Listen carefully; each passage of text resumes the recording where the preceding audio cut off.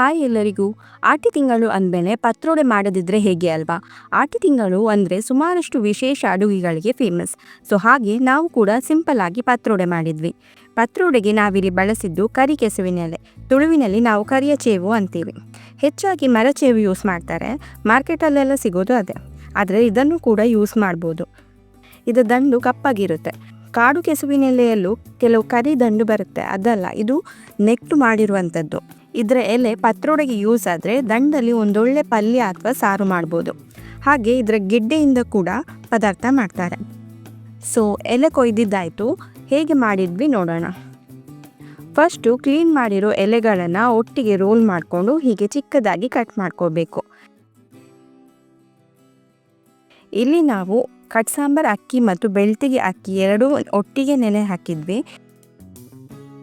ಇದನ್ನು ನಾವು ಒಣಮೆಣಸು, ಉದ್ದ ಮತ್ತು ಗಿಡ್ಡ ಮೆಣಸು ಎರಡು, ಸ್ವಲ್ಪ ಜೀರಿಗೆ, ಹಾಗೆ ಸ್ವಲ್ಪ ಕೊತ್ತಂಬರಿ, ಹುಣಸೆ ಹುಳಿ ಮತ್ತು ಉಪ್ಪು ಜೊತೆಗೆ ನೀರು ಕೂಡ ಸೇರಿಸಿ ರುಬ್ಕೋಬೇಕು.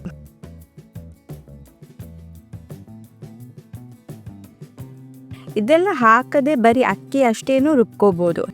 ಹೇಗಿದ್ರೂ ಆಮೇಲೆ ಮಸಾಲ ಹಾಕೋದಿರುತ್ತೆ. ನಂತರ ಇದನ್ನು ಕಟ್ ಮಾಡ್ಕೊಂಡಿರೋ ಕೆಸುವಿನ ಎಲೆ ಜೊತೆ ಮಿಕ್ಸ್ ಮಾಡ್ಕೋಬೇಕು. ಎರಡನ್ನು ಚೆನ್ನಾಗಿ ಮಿಕ್ಸ್ ಮಾಡ್ಕೊಳ್ಬೇಕು.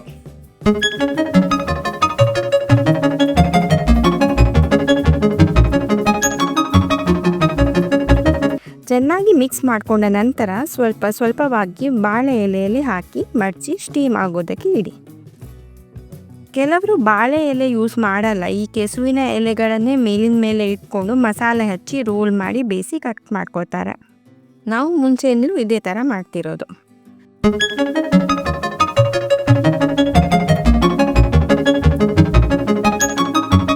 ಒಂದು ಅರ್ಧ ಗಂಟೆ ಸ್ಟೀಮ್ ಆಗೋದಕ್ಕೆ ಬಿಡಿ.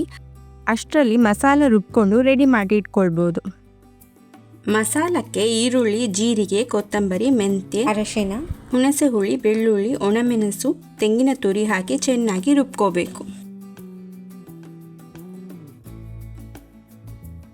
ಈಗ ಪತ್ರೊಡೆ ಬೆಂದಿದೆ.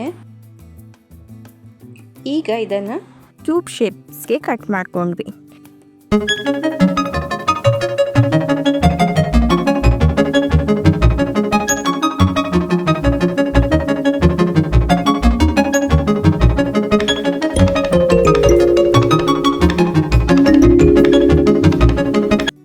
ಈಗ ಎಲ್ಲ ಒಟ್ಟು ಸೇರಿಸುವ ಸಮಯ. ಒಂದು ಪಾತ್ರೆಯಲ್ಲಿ ಎಣ್ಣೆ ಬಿಸಿ ಮಾಡಿಕೊಳ್ಳಿ. ಎಣ್ಣೆ ಕಾದ ನಂತರ ಸಾಸಿವೆ, ಉದ್ದಿನಬೇಳೆ, ಒಣಮೆಣಸು ಹಾಕಿ ಒಗ್ಗರಣೆ ಮಾಡಿಕೊಳ್ಳಿ. ನಂತರ ಈರುಳ್ಳಿ ಹಾಕಿ ಫ್ರೈ ಮಾಡಿಕೊಳ್ಳಿ. ರುಬ್ಕೊಂಡಿರೋ ಮಸಾಲ ಜೊತೆಗೆ ಬೇಕಾದಷ್ಟು ನೀರು ಹಾಕಿ ಕುದಿಯೋದಕ್ಕೆ ಬಿಡಬೇಕು. ಇದು ಚೆನ್ನಾಗಿ ಕುದಿ ಬರಬೇಕು. ಜೊತೆಗೆ ರುಚಿಗೆ ತಕ್ಕಷ್ಟು ಉಪ್ಪು ಸೇರಿಸ್ಕೊಳ್ಳಿ. ಕುದಿ ಬಂದ ನಂತರ ಪತ್ರೊಡೆ ಪೀಸ್ಗಳನ್ನು ಹಾಕಿ ಬೇಯೋದಕ್ಕೆ ಬಿಡಬೇಕು.